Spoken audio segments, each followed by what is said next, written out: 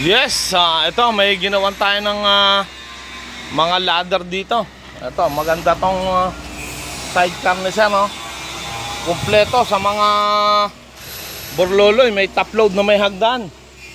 Stainless, napakaganda ng kanyang sidecar, ano? May mga antena.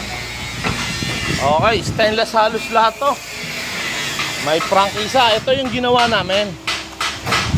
Etong dalawang tubo lang na to. Ayan, oh. Ayan. Oh. 304 ang ginamit natin dito. Ayan. Oh, yan lang yung ginawa natin dyan. Kaya lalong nakumpleto ang kisig nito. Oh. Suwabe. Ang ganda. Oho. Stainless halos lahat yan, oh. Oh, sir, ano ang pangalan mo, sir? Good, Torrente. Taga saan? Tagahalang. Tagahalang Calamba City, ano?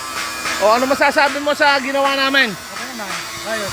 Okay, satisfied? Okay. Okay, sige. O, sa mga gusto magpagawa, punta lang kayo dito sa Duma Welding Shop.